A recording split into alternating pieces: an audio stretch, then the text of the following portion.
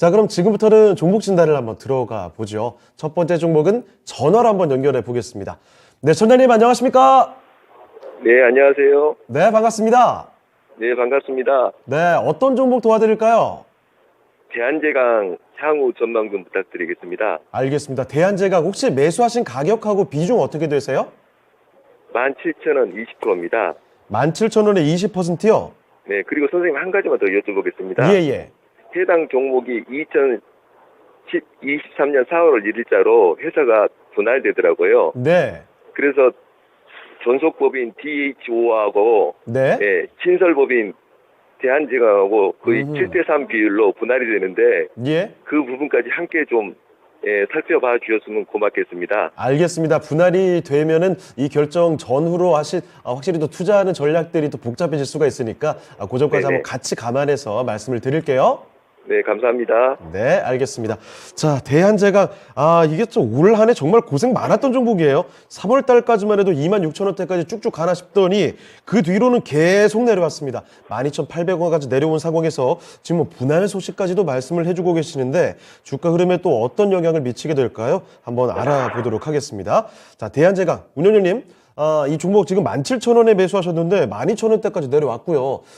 이 분할 이슈까지도 붙어 있는 것 같습니다. 어떻게 봐야 되는지 좀 살펴주시죠. 네, 일단은 그 업황을 먼저 봐야 될 것 같은데요. 네.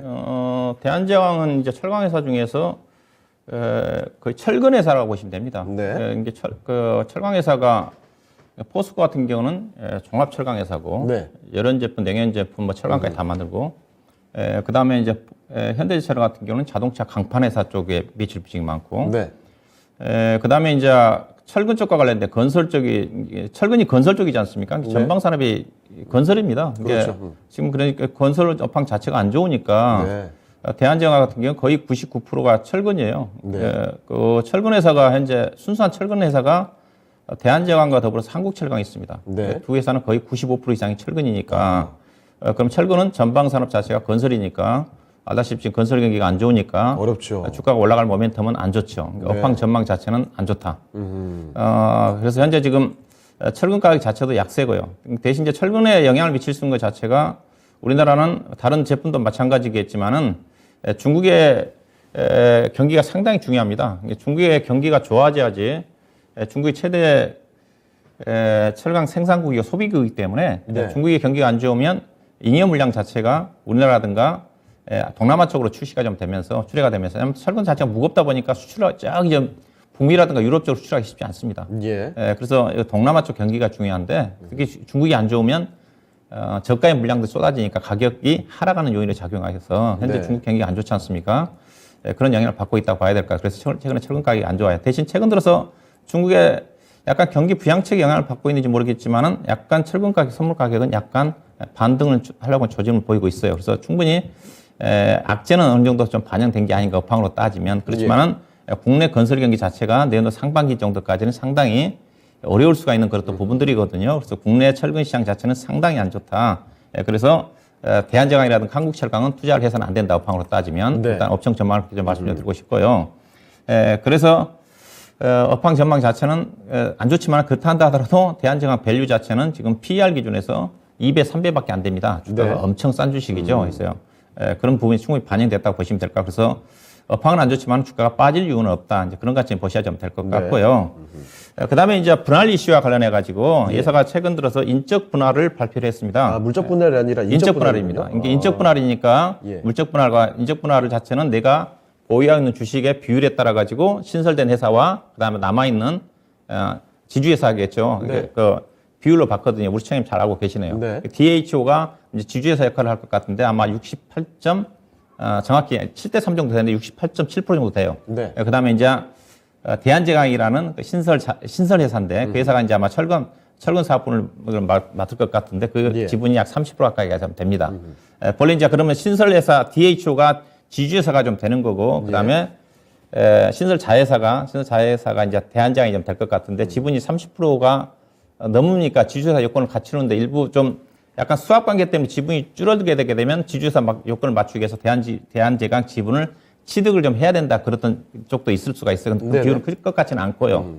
그래서 인적 분할이기 때문에 걱정은 안 하셔도 된다. 과거에 뭐 지분 가져가니까요. 네, 그렇죠. LG화학처럼 네. LG는 솔루션 주식을 못 받아서 LG화학 주주들이 상당히 피해를 받지 않습니까? 그렇습니다. 인적 분할이기 때문에 그런 우려감은 없다. 그렇게 좀 보시면 될 것 같고요. 그다음에 이제 분할된 시점 자체가 상당히 멉니다. 아직 멀었습니다. 네. 예. 일단 보니까 3월 31일 날 거래 정지가 되고요. 기준일이 예. 그때입니다. 아마 3월 말일이에요. 그다음에 이제 그때도 정지가 되고 그다음에 4월 27일 날 이제 그때 거래가 재개돼요. 예. 그러니까 그 시점에서 이제 유동성에 대해서 좀 제한이 있을 수가 있지 않습니까? 이제 그런 부분 염두에 두셔야 된다. 그러니까 아직은 내년도 3월 말까지는 거래가 된다. 네. 봄이잖아요, 내년. 그러니까 계절이 내년도 하나 더 3월 달까지는 그래서 주가가 어떻게 움직일지 모르겠는데 그래서 일단은 그런 부분을 고려를 해서 일단 전략을 말씀드리면 일단 보유해도 됩니다. 예. 보유해도 되고 근데 개인적으로 저는 추가 매수는 권해드리고 싶지는 않고요.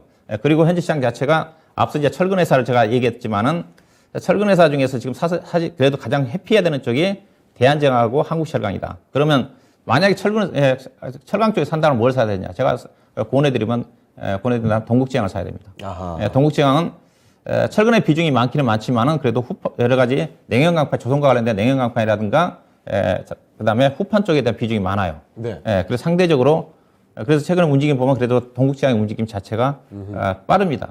밸류 자체도 거의 엇비슷해요.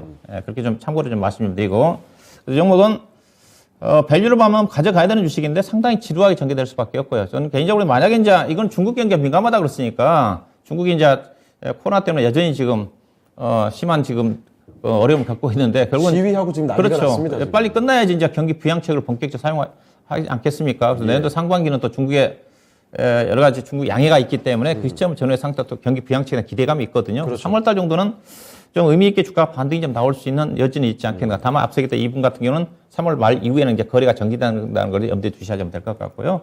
일단 그래서 보유 의견을 제시해 드리고 싶은데 가급적 추가 매수는 하지 마시고요. 모멘텀이 없기 때문에 주가가 올라간다 한다 하더라도 현재로 봐서는 13,500원, 14,000원 정도. 이게 주가 자체가 지금 계속 누워 있지 않습니까? 그래서요. 예. 동국제강은 그래도 조금 좀 올라왔을 거예요. 그래서요. 오히려 이제 코스코라든가 그러네요. 통째로 올라와 있죠. 이게 예, 좀 예. 빠르게 올라갈 겁니다. 그래서 혹시라도 철강 쪽에 관심이 계신 분들은 대한제강이라든가 한국철강, 철근과 관련 종목은 가급적 자제를 하고 포스코라든가 현대차라든가 그다음에 동국제강 정도가 무난하게 좀 대응하지 않겠나 봐야 될 것 같고요. 그래서 분할될 때까지 보유하셔도 좀 되는데 가급적 좀 올라간 시점에서는 좀 팔아가지고 그쪽으로 3월달 이후에 유동성에 대한 그 제약도 있으니까 예. 교체하는 전략도 좀 고려해 볼 필요가 있지 않겠는가. 그래서 반등 목표 자체는 현재로 봐서는 13,000원에서 14,000원 정도 언저리 정도, 13,800원에서 14,000원 정도가 현재로서는 짧은 반등 목표가 좀 돼야 되지 않겠나 봐야 될 것 같습니다. 네. 자, 소장님, 일단 대한제강 살펴드렸는데요. 사실 이쪽에 부동산 경기와 연동이 되어 있어서 업황이 좋지는 않다는 설명을 해주셨습니다. 다만 밸류 자체는 지금 싸기 때문에 하방으로는 받쳐질 것 같고, 그래서 일단 보유는 가능하다고 설명해 주셨어요. 13,500원에서 14,000원 사이 일단은 단기적으로 요 정도까지 반등을 생각해 보시고 그 정도 반등이 나오면 동국제강이라든지 다른 종목 쪽으로 한번 교체해 보는 게 어떨까 이런 말씀도 전해 주셨네요. 답변 되셨습니까? 네, 전망 고맙습니다. 알겠습니다. 제가 네. 전문가님 방송을 상당히 관심 있게 보고 있는데 예. 네, 오늘 이렇게 전화 연결이 돼서 상당히 기분 좋고요. 예. 앞으로도 좋으신 전망 좀 부탁 좀 드리도록 하겠습니다. 알겠습니다. 다음에 또 그런 궁금한 점 있으실 때 박준현 운영력께 한번 또 연락 주세요. 네, 감사합니다. 네. 자, 이렇게 해서 전화 종목 진단을 마무리해 보겠습니다. 전화로 대한제강 살펴드렸습니다. 박준현 운용력께 정말 신뢰를 아주 크게 갖고 계신 것 같습니다. 아무쪼록 상세한 답변을 해주셨으니까 많은 도움이 되셨으리라 보고요. 다음에 또 연락 기다려 보겠습니다.